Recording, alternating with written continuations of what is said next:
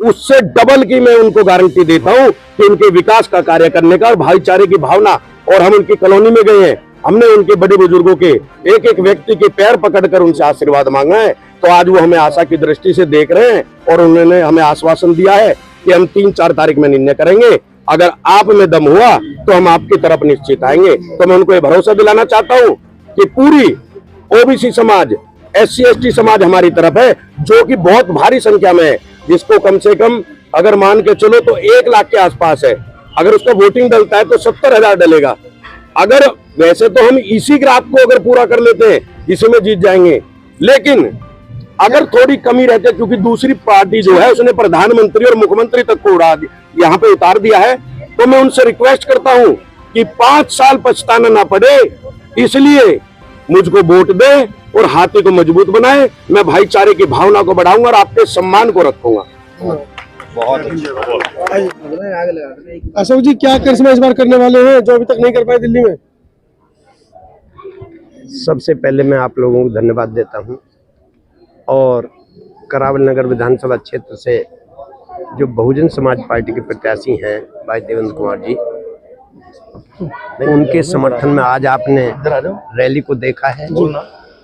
और मैं यही कहूँगा कि अब जनता जाग चुकी है और बहन मायावती जी के बारे में सब सोच रहे हैं कि हमने तीनों पार्टियों को देख लिया, ये झूठ बोलते हैं, गुमराह करते हैं, लेकिन बहन मायावती जी सत्य बोलती हैं और जो कहती हैं वो करती हैं और संविधान के मुताबिक चलती हैं। ना वो द्वेष की बातें करती हैं, ना नफरत की बातें करती हैं, बल्कि वो भाईचारा की बात करती हैं। जनता में ये बात पैदा हो रही है कि बहुजन समाज पार्टी ही सब लोगों को साथ लेकर के चलने वाली है। ये तीनों पार्टियां आपस में लड़ाई झगड़े करा करके लोगों को बांट करके उनका वोट ले करके और 5 साल तक ये भ्रष्टाचार की राजनीति करते हैं।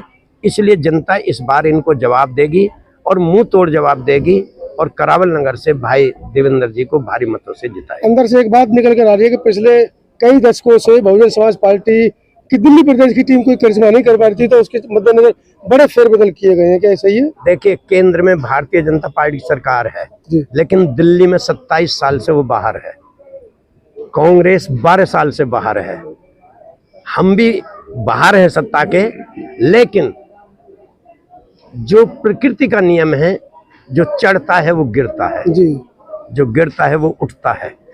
तो अब इन तीनों के गिरने का नंबर आ गया है और बहुजन समाज पार्टी को उठने का नंबर आ गया। सवाल ये था कि बड़े फेरबदल किए गए हैं, जैसे नितिन जी नया चेहरा है, बिल्कुल इनको एक बड़ी जिम्मेदारी दी गई है, भाई साहब साथ में खड़े, बड़ी जिम्मेदारी दी गई है। अकेले ये 4 ही नहीं है जी, पूरा दिल्ली, वही तो मैं जानना चाह रहा था दर्शकों के लिए। तो बहुत लोग हैं जी, अब के तूफान मचा देंगे। नितिन जी, तूफान मचा रहे हैं इस बार आप, अशोक जी कह रहे हैं सर? बिल्कुल बिल्कुल, और तूफान की झलकी आपने सभा में देख ली होगी। मैं आपके चैनल के माध्यम से बताना चाहता हूं कि ये किसी मुख्यमंत्री की सभा नहीं है, ये हमारे नौजवान साथी देवेंद्र भैया की सभा है। और इनकी सभा आप देखेंगे कि अभी मैं रास्ते में से आ रहा था तो कहीं हमें मुख्यमंत्री दिखाई दिए, उनकी सभा हमने देखी, उनका रोड शो हमने देखा, जो बड़े बड़े मंत्री लोग आए हुए थे, उनकी रोड शो में 50 से 100 लोग यहाँ मौजूद थे जब हम रास्ते में से आ रहे थे। लेकिन देवेंद्र भैया का अगर आप जनसंपर्क का जो मेहनत है वो देखेंगे तो यहाँ किसी एक विशेष समाज की भीड़ आप नहीं पाएंगे। यहाँ सर्वजन समाज की, किसी भी धर्म की, किसी भी वर्ग का ऐसा कोई व्यक्ति नहीं बचा जो यहाँ इनके चुनाव प्रचार में, इनकी सभा में मौजूद ना हो। तो अगर आप देखेंगे 15% वोट जब दिल्ली प्रदेश में बहुजन समाज पार्टी का आया था तो भी हमारे समाज के साथी जीत करके गए थे।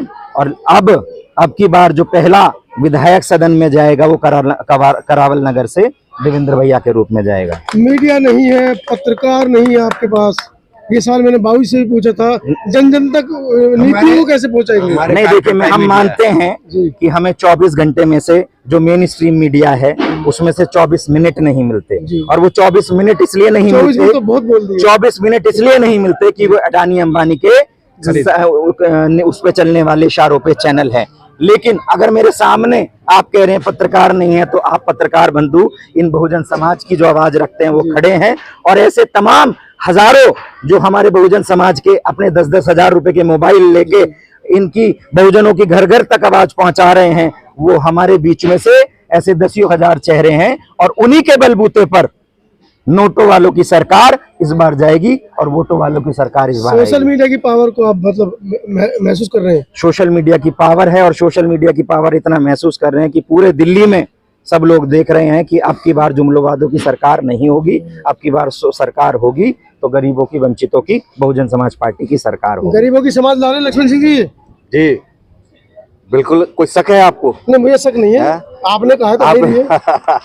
शक करने की जरूरत नहीं है, खासतौर से आपने अभी देख भी लिया जी भाई, आपने देख लिया गरीबों के उसमें इतना अभी मुख्यमंत्री के यहाँ भीड़ नहीं होगी। और अभी कोंडली में एक रोड शो देख करके आए, कितने जबरदस्त वहाँ लोग भीड़ थे, तो इससे अंदाजा आप लगा सकते हैं। और अंदाजा लगाने से यही होगा कि अब की बार बहुजन समाज पार्टी की दिल्ली प्रदेश में करिश्मा करने जरूर मिलेगा और आने वाले भविष्य में बीएसपी ऊपर ही बढ़ती उड़ती नजर आएगी। चलिए, 3 तारीख है, 5 तारीख को चुनाव होने हैं और विजय की जो माला है अभी से पहना दी गई है आपको।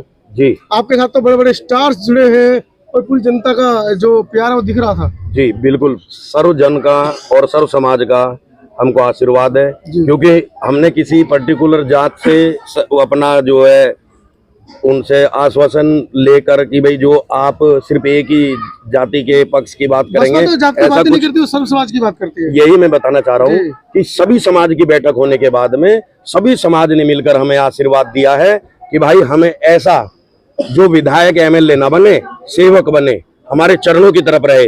मैं दूसरे प्रत्याशियों की बात बताऊं, वो एक दिन भी उन्होंने पैदल यात्रा नहीं की, डोर टू डोर नहीं गए, क्योंकि उसमें मेहनत लगती है। उन्होंने अपने स्टार प्रचारक बुलाकर बड़ी बड़ी सभाएं की। प्राथमिकता क्या रहेगी जीतने के बाद? प्राथमिकता रहेगी सर्व समाज के जितने भी दुख हैं उनको सबको मिटाने का कार्य करेंगे। और क्षेत्र में जो भाईचारे की भावना अब से पहले लोगों ने जातिवाद में, क्षेत्रवाद में बांट रखी थी, उनमें एक भावना उत्पन्न होगी कि भाई जो सर्व समाज एक साथ रहकर भी किसी एक मेहनती आदमी को चुन सकता है। क्षेत्र में क्या क्या चुनौतियां मिल रही हैं? क्षेत्र में तो चुनौतियां गिनने लगोगे तो बहुत लंबी है। अगर तुम क्षेत्र में घूमोगे, कम से कम 10% रोड ऐसे हैं जो बिल्कुल बंद है और कम से कम 20 रोड ऐसे हैं जिनमें पानी भरा हुआ, जहां से निकल ही नहीं सकते गाड़ी से भी।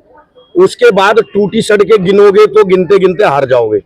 और नालियों में पानी, गंद, स्कूलों में व्यवस्था, अगर यहाँ पे स्कूल की व्यवस्था देखोगे तो यहाँ पे 4-4 शिफ्टों में, 3-3 शिफ्टों में बच्चे पढ़ रहे हैं। 2-2.5 घंटे में क्या बच्चा पढ़ेगा? पूरे क्षेत्र में, इतना बड़ा क्षेत्र होने के बाद में कोई पार्क नहीं है, कोई बढ़िया हॉस्पिटल नहीं है। इतनी ज्यादा समस्याएं हैं, अगर गिनवाने लगेंगे तो बहुत ज्यादा है। वर्तमान विधायक बड़ा प्रभावशाली है।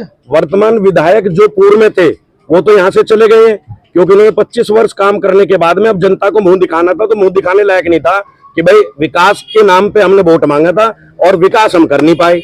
तो अब जो नया विधायक लेके आए हैं, वो नए विधायक को वो सोच रहे हैं कि भाई कहीं से भी लाके जिता देंगे, कोई भी आदमी आ जाएगा। तो मैं आपको भरोसा दिलाता हूं कि जो लोग भाईचारे की भावना को बढ़ाना चाहते हैं और पूरे विधानसभा में एक भाईचारे का संदेश देना चाहते हैं, वो सारे समाज हमें मिलकर आशीर्वाद दे रहे हैं। और स्पेशली मैं अल्पसंख्यक समुदाय से, जो हमारा मुस्लिम समुदाय है, उससे रिक्वेस्ट करता हूं कि भाइयों, आप जो है झाड़ू के बहकाव में ना आए। झाड़ू का जो ग्राफ था वो गिर गया है। आपका भी मकसद सांप्रदायिक ताकतों को हराना है और हमारा भी जो भाईचारे की भावना को ठेस पहुंचाते हैं उनको हराना है। तो आप अगर मेरा मैसेज ये अल्पसंख्यक समाज तक, मुस्लिम समुदाय तक पहुंचे, तो भाइयों, जो आम आदमी का कैडर वोट था वो हमारे समुदाय का और SC ST का वोट था। आज उनका सारा जो वोटर था वो हमारी तरफ शिफ्ट हो गया है। आप उनकी तरफ जाकर बहकावे में ना आए और गलती से कहीं अगर 10-15 हजार से वो हार गए, आप सोचते हो कि भाई उसको समर्थन दे देंगे, वो हमारा पक्ष रखती है। तो भाइयों, मैं उनको यकीन दिलाना चाहता हूं कि मैं जो उनके विधायक, वो आपके विधायक में खूबी देख रहे हैं, उससे डबल की मैं उनको गारंटी देता हूं कि उनके विकास का कार्य करने का और भाईचारे की भावना। और हम उनकी कॉलोनी में गए हैं, हमने उनके बड़े बुजुर्गों के एक एक व्यक्ति के पैर पकड़कर उनसे आशीर्वाद मांगा है। तो आज वो हमें आशा की दृष्टि से देख रहे हैं और उन्होंने हमें आश्वासन दिया है कि हम 3-4 तारीख में निर्णय करेंगे। अगर आप में दम हुआ तो हम आपकी तरफ निश्चित आएंगे। तो मैं उनको ये भरोसा दिलाना चाहता हूं कि पूरी OBC समाज, SC ST समाज हमारी तरफ है, जो कि बहुत भारी संख्या में है, जिसको कम से कम अगर मान के चलो तो 1 लाख के आसपास है। अगर उसका वोटिंग डलता है तो 70,000 डलेगा। अगर वैसे तो हम इसी ग्राफ को अगर पूरा कर लेते हैं इसी में जीत जाएंगे, लेकिन अगर थोड़ी कमी रहती है क्योंकि दूसरी पार्टी जो है उसने प्रधानमंत्री और मुख्यमंत्री तक को यहाँ पे उतार दिया है, तो मैं उनसे रिक्वेस्ट करता हूं कि 5 साल पछताना ना पड़े, इसलिए मुझको वोट दे और हाथी को मजबूत बनाए। मैं भाईचारे की भावना को बढ़ाऊंगा और आपके सम्मान को रखूंगा। बहुत अच्छा। आप इस वीडियो के बारे में अपनी राय अवश्य दें तथा वीडियो को लाइक, शेयर और कमेंट्स साथ साथ चैनल को सब्सक्राइब करना न भूलें। धन्यवाद।